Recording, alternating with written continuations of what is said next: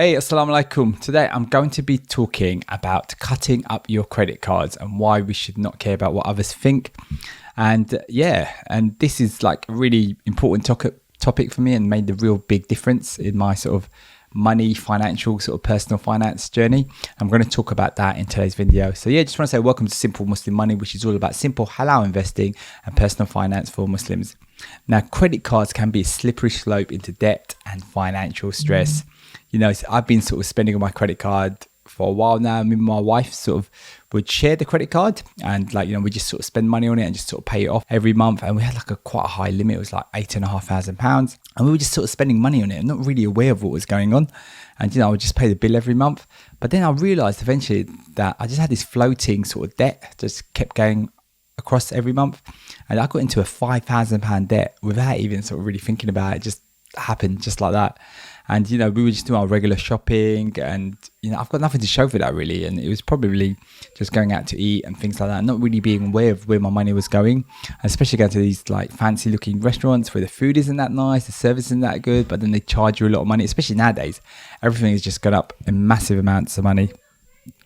And when you spend on a credit card, it also doesn't feel like real money. The money's there, your money's there, your bank account is still the same, but it's just your credit card. You have to log into that separately, and then you see the how much money you're spending, and then you might have paid some of it off and some of it's going to be going to the next. It's just so complicated. So what's the solution? Well, for some of us, I think it's simply a case of just getting scissors and cutting your credit card. And Dave Ramsey talks about it, and I'm so on board with this. I totally agree with him. But a lot of personal finance people don't talk about this, and they talk about getting points and things like that. However, I'm really not a fan of credit cards, especially after my sort of experience. And I definitely feel like credit cards can hold a power over our lives because, the money's just there. It's just it's almost too tempting for you to kind of use it and just spend it on things.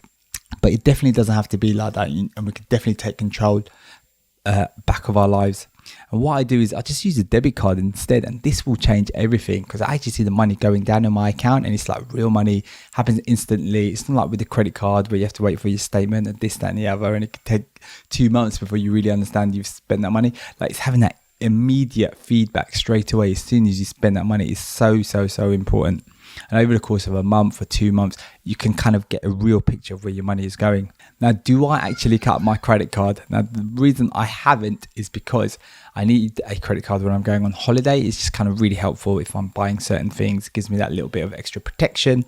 Like, they generally cover you if a company's gone bankrupt or something. So I remember once I got burnt quite badly where we bought something and then the company went bankrupt. So that's always kind of been in the back of my mind. But if I go to a hotel, I could give them the credit card and they can use that for just for like as a bit of a deposit, or sometimes with car hire companies, or when I'm buying petrol in France as well, that you need to have a certain amount of money in your account.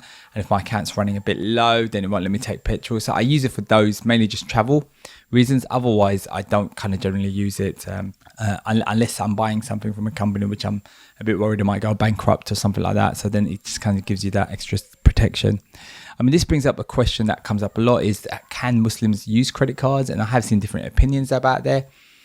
And, I generally think the most important thing is to definitely avoid interest. So whether you use a credit card or not, you have to kind of look into the research as well. I do, but only on specific occasions. But I always try and avoid going into debt, and I sort of pay it off straight away. And if you don't pay the full amount every month, then, you kind of get charged interest. So it's really important to pay off the full amount every month. And another thing I want to make people aware is, like, we're not concerned what other people think. It sounds really strange for you to cut your credit card or not even to use a credit card. And that can hold you back. But their opinions don't pay our bills or, secure our financial future. So, following these society norms can kind of get you into big trouble. And it's something that people don't talk about, especially in the kind of Muslim kind of community. And I think it's really important we do that. And definitely nothing's worth your peace of mind and financial freedom. I remember when I had some money problems when I was a lot younger, it would kind of keep you up at night. You would worry how you're going to pay for things.